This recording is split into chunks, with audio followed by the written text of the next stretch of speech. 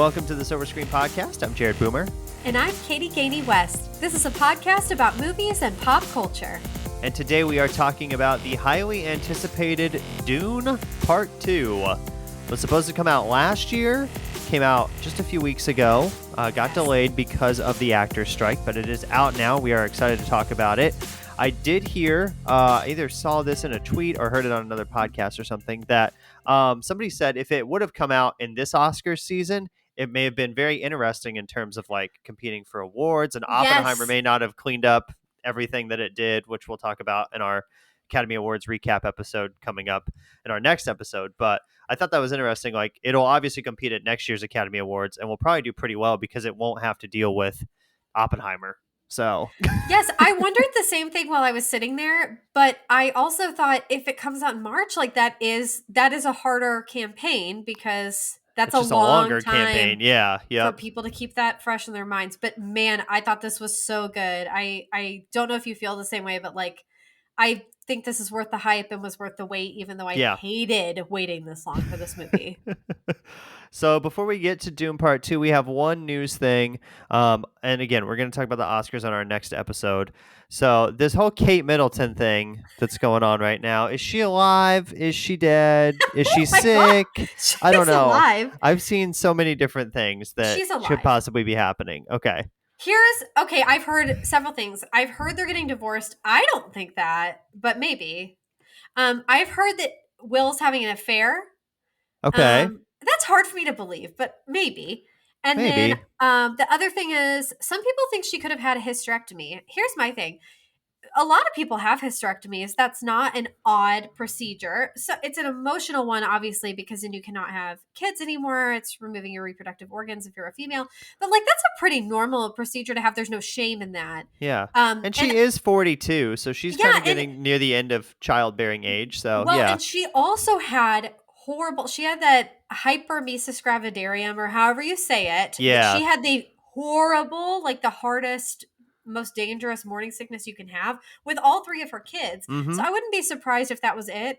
And part of me, I feel like I've had two thoughts about this. One is like their private lives should be private. They should be able to keep everything to themselves like anybody else would want or expect, and they owe us no explanation. But at the same time, in England, they're public servants. Like, they're being paid. Like, you know, like they kind of don't have privacy in the same way, and they're expected to be transparent. But I think the royal family, especially the current one, is notoriously not transparent. So I'm not surprised they've been hiding it. I don't believe a lot of the conspiracies. I just think they're doing a very poor job about the PR and like releasing photos. But I will say, as much as I obsess over things, this is something I've kind of not cared about. I've read the stories just for fun, but I didn't even really notice I hadn't seen Kate, and I don't particularly care. Yeah, I don't really follow the royal family too much, so I can't say that I really keep up with them a ton. It's just not something that's ever really interested me for whatever reason. But I heard this was going on, and obviously it's been a big thing. The past couple weeks. So we're still trying to get to the bottom of it, see what's happening. We are. I'm going to launch an investigation. Okay, great. We will investigate and get back to you. So time now for recommendations. I just have two recommendations. I have been watching Masters of the Air on Apple TV Plus. Yes. Executive produced by Tom Hanks, and I believe Steven Spielberg might be involved with that again. But they did Band of Brothers, which is about the Army, obviously, The Pacific, which is about the Navy, and now Masters of the Air, which is about the Air Force. Yep. And it's pretty good. I will say it's gotten better as the show has gone on. It started out a little bit slow. There was not a lot of character development early on. Characters died, and you were like, I really don't care because I don't really know anything about that character. So, but they've gotten a little better as the season has gone on. Now, I have heard there are some historical inaccuracies, which has been one of the big complaints with the show, is that it's not historically accurate to what actually happened with this division of airmen that flew. So I haven't really looked into the historical side of things too much, but I do know that that's been one talking point for sure. And this occurs during World War II, and it's following the actions of the 100th Bomb Group, and they're in England during World War II. So, but I've heard there's some inaccuracies between what happened in real life and what's happening in the show. So, Okay. but the flying sequences are very good. I think it's worth your time, especially if you liked the other two series. I don't think it's as good as Band of Brothers or The Pacific, but it's not bad, and it's it's something to watch. So, Okay. What was and the then other? only other recommendation I have is a book. I read The Wager by David Gran, who wrote Killers of the Flower Moon. This is Yes. his newest book, which is about a shipwreck that happened in the 1700s, I believe. So pretty long time ago. It was very good. I really enjoyed it. I thought for a history book, it could have been really dry and kind of uninteresting, but it was not.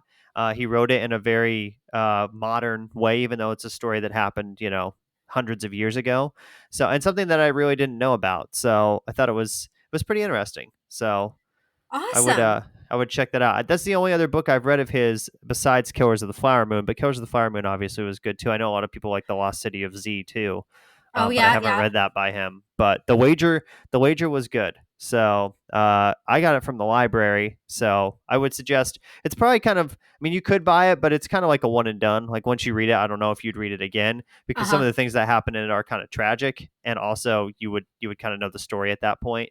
So I don't know if it has a lot of like readability quality, but Yep. it's worth to read one time, and it is a really well written history book from him that has also taken some other complex stories and kind of made them very readable and entertaining. So Well, I have been a TV watching fool, as I've said. I did watch, so I didn't do nearly as well in the ballot this year for the Oscars as I did last year, but I watched more in preparation for this Oscars than I think I've ever watched in my life because okay, I could find so many things on YouTube, It's basically because we have all the subscriptions, and since we have a baby at home, we haven't been going to the theater. So I either paid to watch things or like found where I could stream them.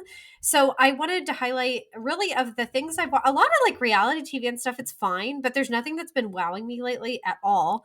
But I watched my favorite things I watched for the Oscars were the Barber of Little Rock. That was one of the documentary short category. It didn't win though.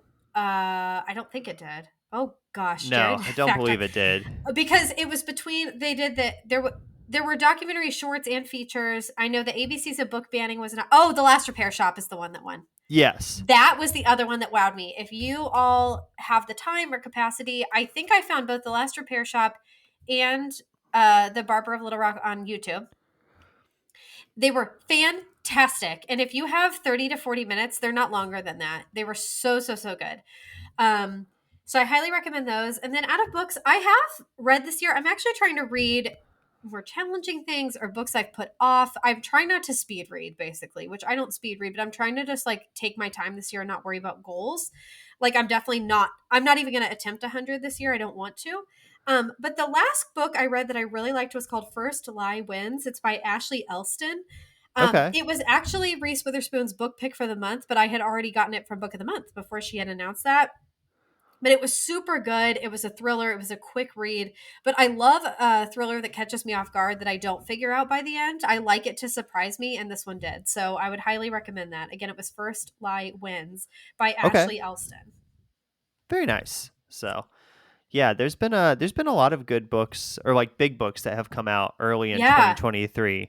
Yeah. Like Kristen Hanna has a new book out. There's That's the somebody other one. else that just I had a just big book that came out. So yeah, Yes, Kristen Hanna has The Women That Came Out. It's about the Vietnam War, and I wasn't going to read it, but someone, a friend of mine who I trust, said it was probably her favorite Kristen Hanna book. So I last night bought it for my Kindle, so I will be reading that this year. I have read two Yeah. Kristen Hanna books, and I've liked both of them like a lot. I read the Great Alone, Yes. and then I read the Four Winds. So and both Love. were really good. Yeah. Yes. So I would like to check out this new one. The library does not have it yet. It's like a 57 week wait or something. It's something outrageous when I went to go put a hold on it. So I might Yeah. just end up buying that one. So Okay, well, let's talk about Dune Part 2, released on March 1st of 2024, rated PG-13 for some sequences of strong violence, brief strong language, and some suggestive material. 2 hours and 46 minutes. IMDb is at 8.9 out of 10. Rotten Tomatoes critics 93%, audience 95%. Everybody is enjoying this movie. And box office wise, it's made $162 million here in the US. And worldwide, it's made $374 million. So it's doing very well at the box office. And this synopsis for this one is Paul Atreides unites with Zani and the Fremen, while seeking revenge against the conspirators who destroyed his family. So he's teamed up. You may have noticed Zendaya was in the first movie a little bit. She's in the second movie a lot more. Her character comes into play a lot more, and she is the main one that Timothee Chalamet is hanging out with, doing things with during the course of the movie. So she's way Yes. more in this one than the first one. Yep. This is directed once again by Denis Villeneuve, who is a French-Canadian director known for Arrival, Sicario, Prisoners, and Blade Runner 2049. Next up, he will likely direct Dune Part 3, and then also Cleopatra. So, very interesting. We will Do we see know all who's that. playing Cleopatra yet? I did find that out, but now I can't remember who it was. So I'll have to look that Okay. up. But I did hear who it was. Let me see if Because I I can. think some people were not happy about it. Let me see. Looks like Zendaya is. No. Maybe that was rumors a couple months ago. Is that Zendaya was going to It play could be, Cleopatra? especially, I mean, Denis loves the certain people he works with. Yeah. Now none of these are all just rumors at this point. Okay. So I guess we'll see uh what actually happens, because none of the big movie sites have reported on it yet. It's all like these kind of rumor sites right now. So, Yeah. and the IMDb does not have anybody listed in the cast currently. I just But saw that. Yep. yeah, but apparently Zendaya is maybe rumored to play Cleopatra. So Okay. okay, well that'd be interesting. Hmm. Yeah. So this is again directed by Denis Villeneuve, as we said, and he did the first one too, and he's going to do the third one as well. So we will take a break here on the show. We will come back. We'll talk about the cast and our likes and dislikes for Dune Part 2. And we're back here on the Silver Screen Podcast talking about Dune Part 2, directed by Denis Villeneuve, starring in the lead role, playing Paul Atreides. That is Timothée Chalamet. Oh, Jared, you know what I've been missing? Could you please give me like 855,000 crush alerts? Thank you so much, Jared. Yes, everyone, I still love Timothée Chalamet. A lot of people say to me, really, that guy? Because he's thin and tall. And apparently some people aren't into that. I'm into it. I'm also just into like French men, French American men that like are fluent in French and are good looking and good actors, but that's just me. Who knows?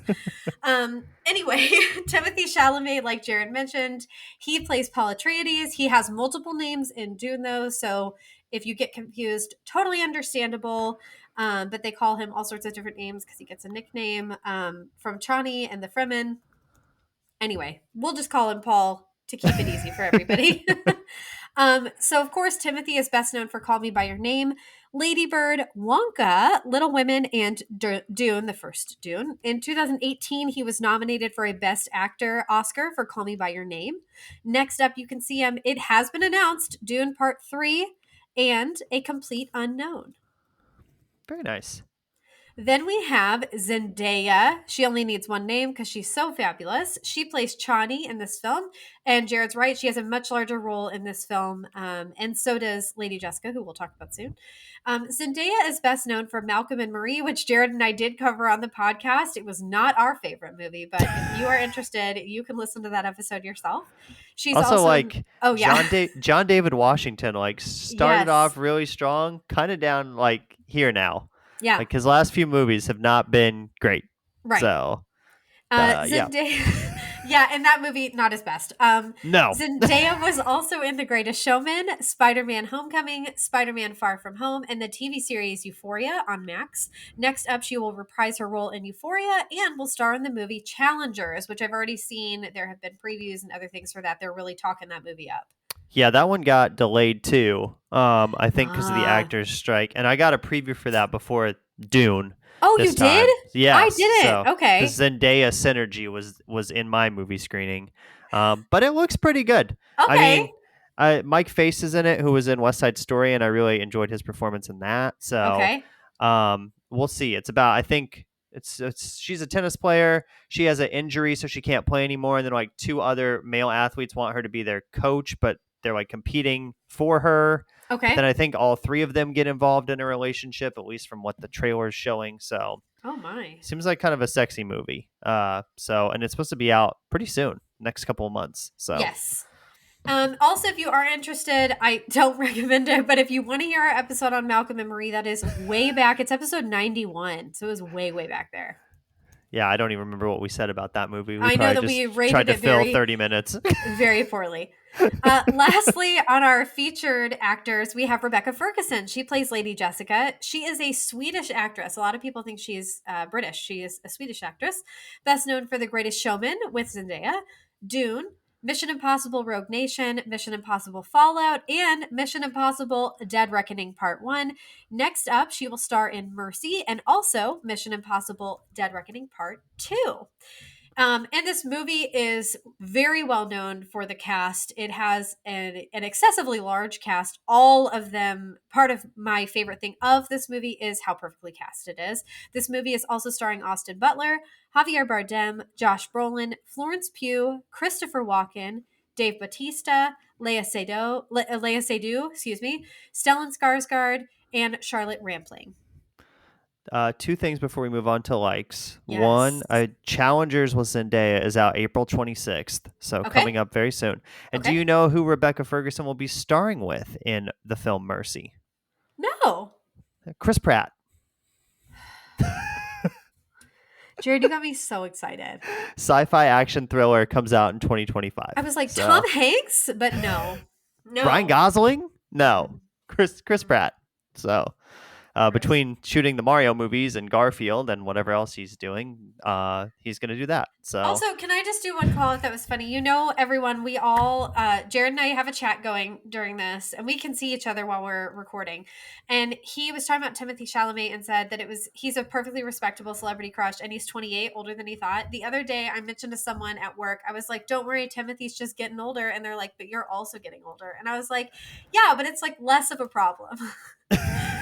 Anyway, I love Timothy, and I am a Timothy Chalamet stan, if you will. yeah, you just have to compete with Kylie Jenner. So Okay. Certain areas, I don't worry. Certain areas, I do. I'll leave it there. so we'll move on to our likes now for Dune Part 2. My first like is that I thought this one advanced the story a lot more than the first one did. And obviously that's kind of going to be the case whenever you have like a part 2 of something. But part 1 was really a lot of setup. It felt like there wasn't a lot of big events happening or big consequences. But part 2 kind of introduces some more branches into the story with Zendaya's character, with Austin Butler's character, who we'll talk about here in a few minutes, Javier Bardem, Rebecca Ferguson, as you mentioned, already a bigger part of this movie too. And I really liked kind of all those storylines. I thought it helped the movie move really, really nicely and was well paced. But also it kind of brought you more into the world of Dune. And I know you've read the book, and the thing in Dune is that there's these different houses, and obviously Timothée Chalamet, Paul Atreides is in House Atreides, which is no more at this point, because spoiler from the first movie, Oscar Isaac dies. So, but then you get the Fremen, and you get House Harkonnen in this, and so you get some more things coming in, which I really enjoyed in terms of like multiple storylines kind of going all at once. Yes, and I think this movie did such a good job of separating the storylines. For Dune, I think part of what intimidates people about the book is it's large, but also there are so many different people to keep track of. But I think that's part of the genius of it is it all makes sense. Like all the storylines wrap up, you understand who belongs where and what their beef is with somebody else. And I think that the movie did an excellent job adapting this. To the screen where I felt like I understood, even though I haven't read the book, because I read it now 2 years ago. So there were things I forgot. I will tell you, I'm not a fanatic in the sense where I know exactly where there are differences from the book. I did have questions. I came home, my parents came to visit us actually, and we went to go see the movie. And my dad is completely enamored with Dune. And I said to him a couple things I brought up. I was like, I don't remember this happening. I don't remember everything I didn't remember. He's like, yeah, that wasn't in the book or it was different in the book. Okay. So I picked up on it, but I'm not enough of a fanatic to tell you exactly what was wrong and exactly what was in the book. But a lot of it, I think, was more for, I don't know that continuity is the right word, but so the movie would make sense. It wasn't like extreme differences. The only main thing, that's why I didn't put it as a dislike, by the way. But I think they did a really good job of explaining kind of like what everyone's motivations were, who everybody was to each other. And the only major difference, there's not like a cliffhanger at the end. Denny clearly did this so that he could make Messiah, like the next film. That's fine. I didn't have a problem with the ending. So again, I didn't put those in the dislike, but I think they did a really good job of explaining people where they're at and picking up where Dune 1, part 1 left off. Yeah, that is another thing. Is it picks up like right after the first movie ends, which is really nice because you don't need to know anything that happened. Like, there's no real time period that passes in between, or not very much at all between the first movie and the second movie. And obviously, that's how it would be in the book too. Is that the first two movies are just that first book. Right. So there in the book, there's not going to be like a gap or anything when you just go to the next chapter. So I like that they kept that in the movie too, where it just kind of second movie just starts right where the first one ended. Yep. So another like is the musical score in this is really good. Hans Zimmer doing the music for this has moved to work with Denis Villeneuve his last couple movies instead of Christopher Nolan. And Christopher Nolan's on the Ludwig Göransson train now, who just won an Oscar for his score in Yes. Oppenheimer. But this will likely be nominated for an Oscar for best score, I would have to think, because this music is so good. It's so kind of creepy and a little Middle Eastern at times, Mm-hmm. which is like some of the locations they're shooting at. Mm-hmm. And obviously a big space vibes going on too. So Hans has really made a really cool score for this. Yeah, the score was beautiful. And really a lot of people, I think Jared and I look out for that kind of thing because we love movies and we also like music a lot, so I think we notice it, but a lot of people I talked to about this movie who saw it before me, that was like the number one thing they talked about was how good the music was. And I think when you talk to people who maybe don't normally notice that as much or care about it, like that's really telling when that's the first thing that comes out of their mouth that they thought was so good. I thought that was beautifully, beautifully done. And then alongside that, just the music going so perfectly with the story. I cannot say enough good things about the cast and the acting. I feel like everybody was perfectly cast. There wasn't a single person, even the person I wasn't sure how I was going to feel was Christopher Walken. He did a great job. I feel like Christopher Walken, you worry about him becoming kind of like a caricature because people do so many imitations of him. And, he's not a joke at all. Oh, Jared did think of one. I forgot. That was the only thing that made me mad. Thank you. We'll talk Okay, about that in dislikes. let's save it for a dislike. There's one character I didn't like, but Christopher Walken was the one I went in thinking, I'm not sure if I'm going to like him in this role. He did really well. And mainly we only see him for the most part, the majority of the film. He interacts with Florence Pugh, that's his daughter. Um, he did a really good job, and I thought that was good casting. So kudos to whoever cast the film, which, by the way, that's going to be an award next year at the Oscars. They're going to do a casting award. That's brand new. Yep. And I also just think everybody did a great job in their role. And one thing I think was better in the second in part two than the first one, I feel like people were more settled and secure in their character. Like they Mm-hmm. had a greater understanding of the story. And so they were able to be better actors. I think some standouts for me, and you had it later on the list, but we can talk about it now. Is Austin Butler in this movie is really really good. This is probably the best thing that he's acted in so far. This is even better than Elvis, which he got a lot of praise for. But I think his role in this, he is so mean and menacing as a member of House Harkonnen.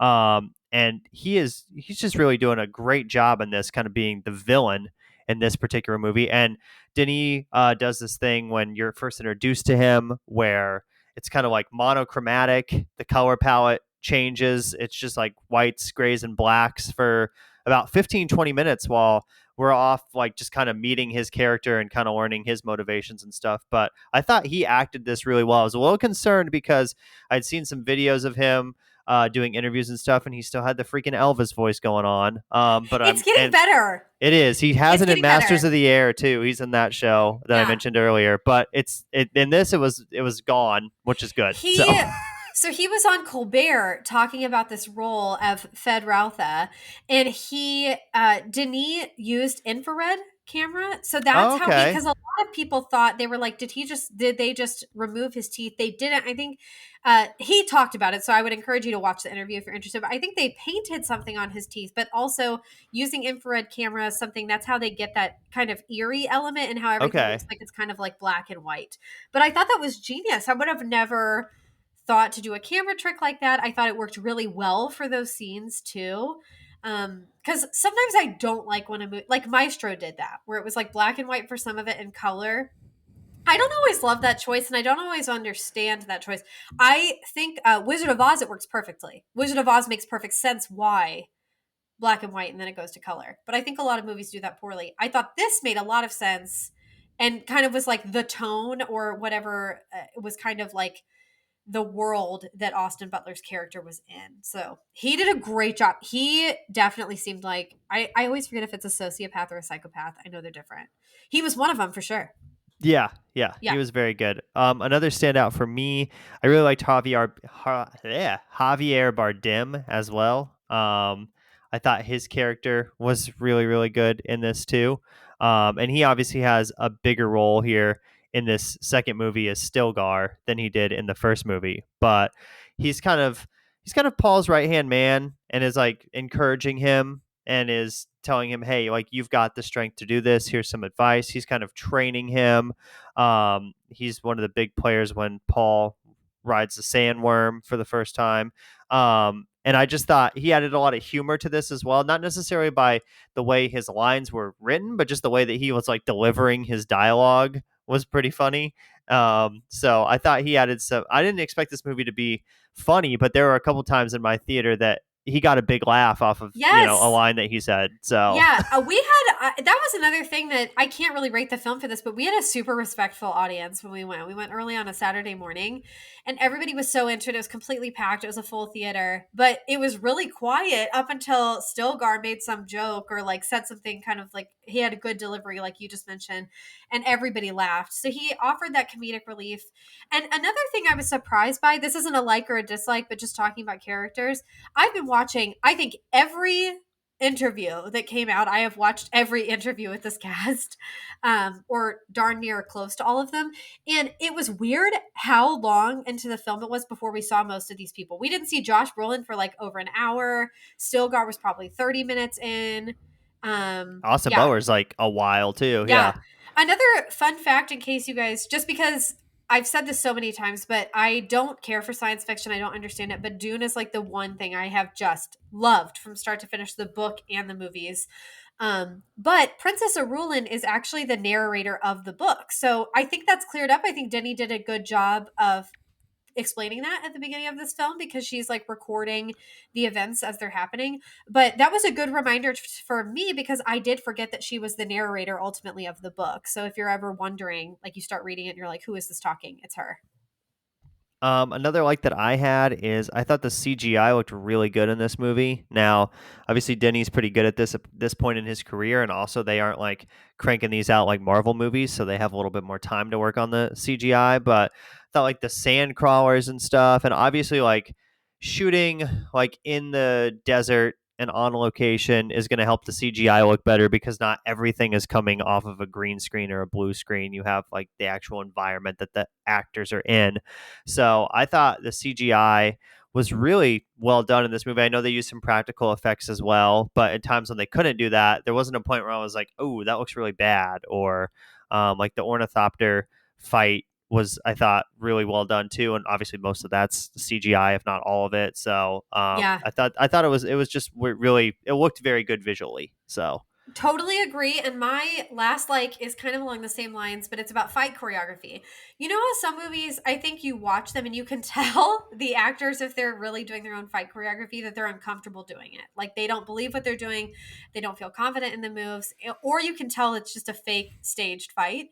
I yeah, thought the choreography in this was so good. Like anytime somebody had a knife dagger type situation, I was scared. But especially the scene near the end with Fed Routha and Paul, it was so good. It was very believable. It was scary. It was intense.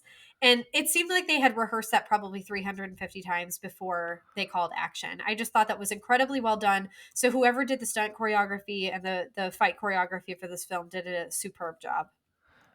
Another thing that I liked during that scene is that they just took all the music out too. So I felt like that amped up the tension and the drama, because this whole movie we've had this soundtrack playing in the background while pretty much anything is happening. And then for this one, big focal scene, they decide to not. Denny decides to not have music there, and I thought that definitely added to just you paying more attention to the fight. And it takes place in a small space too, which I thought was really well done. So it is all hand to hand combat type stuff, but like you said, it was choreographed really, really well. So Right. before we move on to dislikes, I wanted to talk about, I guess, the twist a little bit. So I guess if you're listening and you haven't watched Dune yet, we've spoiled a few things, but not much. But this is kind of a big spoiler. Um, I did not know, because I had not read the book, Mm. that Paul is actually a member of House Harkonnen, and he's not a Yes. member of House Atreides. And I did not realize that until it was Yes. revealed in this movie. So I thought that was a pretty interesting twist from a story perspective that I know Uh-huh. obviously happens in the book. But in the book, does it happen at that same time, like right after the fight, or I genuinely can't remember that okay? specifically. I know that it's revealed. And another thing I forgot though, that's kind of along like just I I it was one of the questions I asked my dad because of this very same storyline. I did forget cuz Lady Jessica is really his mom and she gave birth to Paul. Yep, But she is never married to Leto. I always forget. Leto.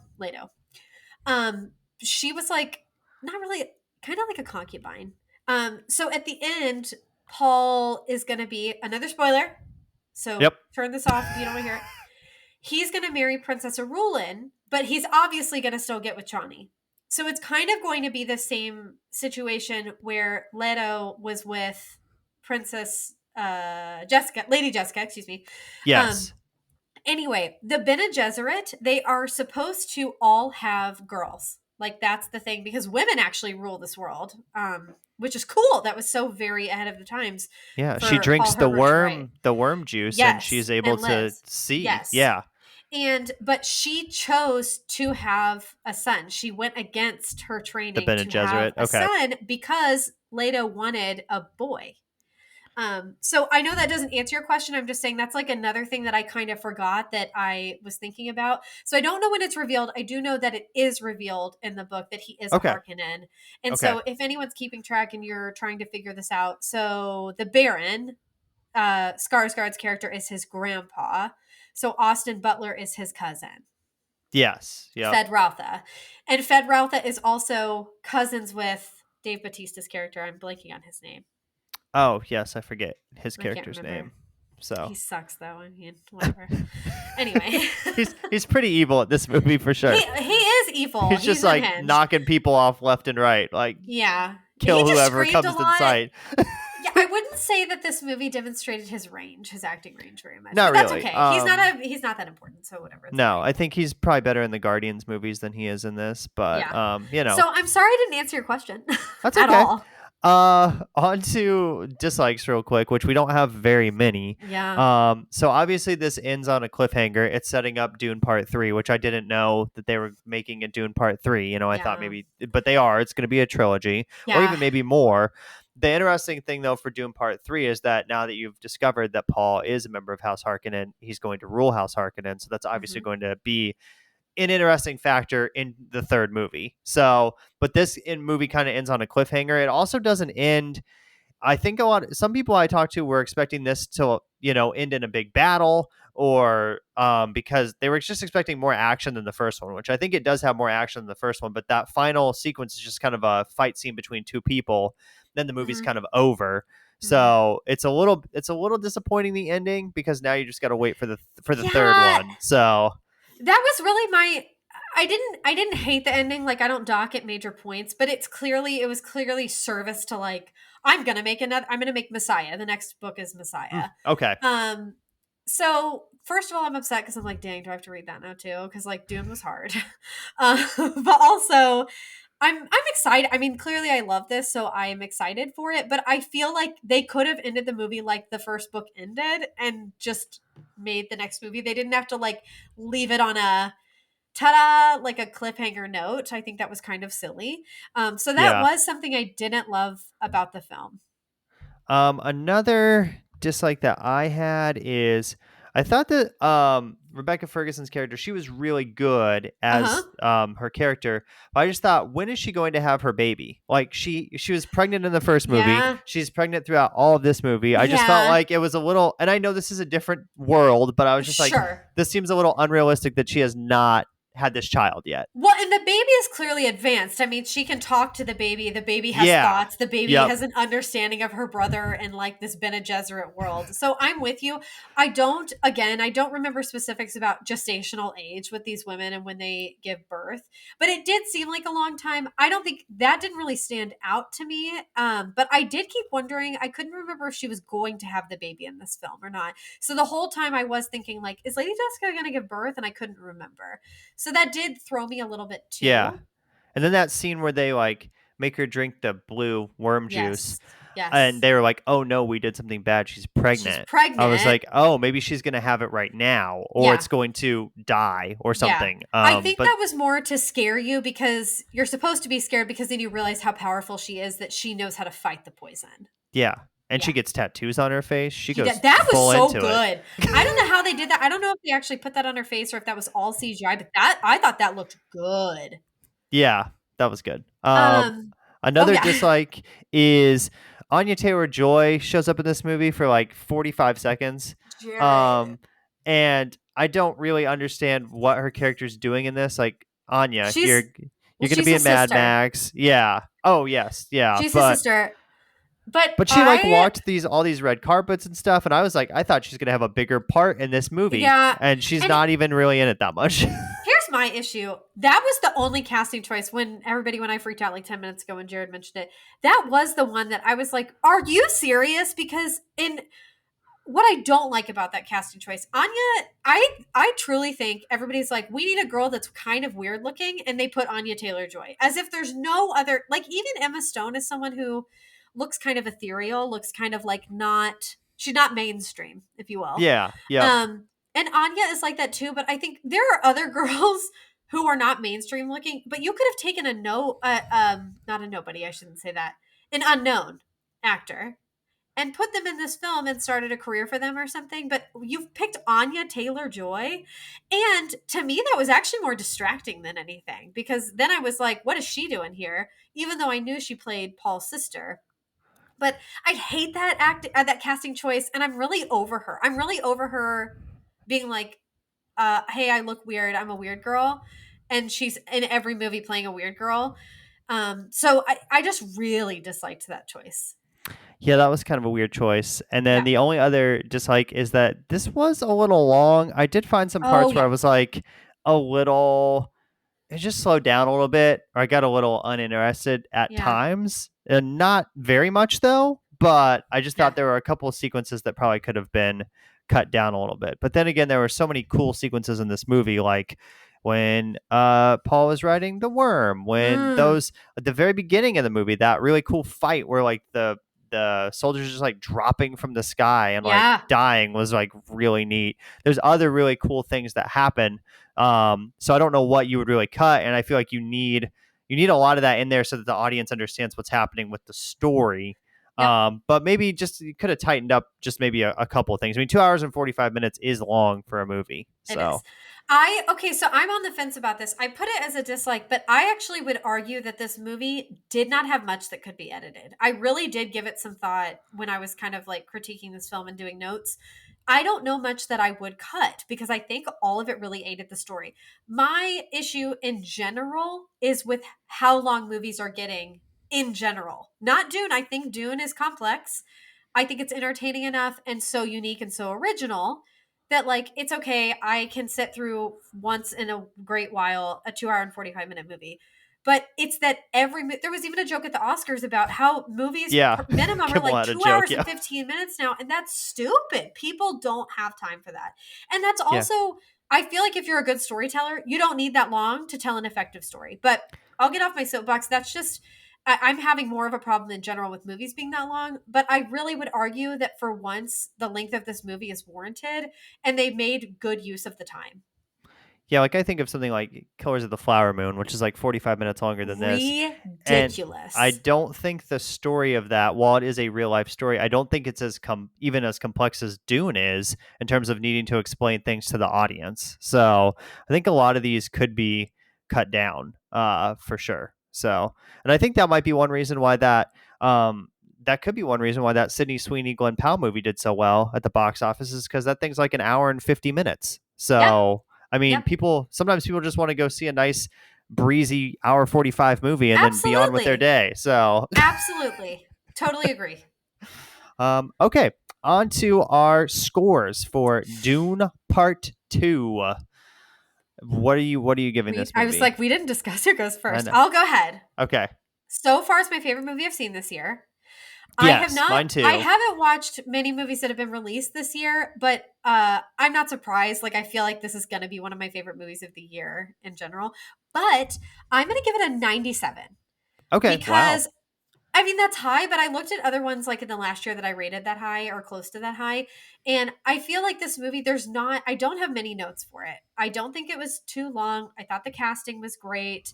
I thought everything was believable. There was good world building. The production value is fantastic. So there's really not a lot of complaints. So 97 for me. Nice. I'm going to go a little bit lower, but not much. I'm going to Okay. go 91 for Okay. this one. So I liked it more than the Totally first fair. one. I think I gave the first one 4 stars on Letterboxd. I gave this one 4.5. So I Okay. did think it was better. I don't know what I think we reviewed the first one, but I don't We remember what I did. I'm like, scored it. aha. So You gave it 83. I gave it 93. okay. And So I did. yeah, I also liked this one better, which is yeah. so And that one was what, rare. your favorite movie of the year, wasn't it? Yeah. That Yep. year? Yeah. Yep. So yeah, so this will definitely be in our top 10 conversation when For we get to sure. the end of this year for sure. I know we still have a ways to go, but I think this definitely has a spot in the top 10 right now. So Yeah. go check out Dune Part 2. Definitely go see it in a theater. It's not going to this is a movie that you have to experience in a theater at least once. It won't won't look as cool on your TV or your at home setup as it will in a theater with big speakers and big sound. So definitely go check that out. And you can follow the Silver Screen Podcast on social media at Podcast Silver on Twitter and Instagram. Search the Silver Screen Podcast on Facebook. We're now on YouTube as well at Podcast Silver. So Yay. you can watch or listen to our episodes there. There's not really much to watch, but if you use YouTube more than a podcast app, you can find us there as well. And then on our next episode, we're going to be recapping the 96th Academy Awards. Yay. I can hardly wait. And Jared soon is going to be a married man. We are so excited. I am. It's coming up. Woo! Best day ever. Until next time, we'd like to thank the Academy.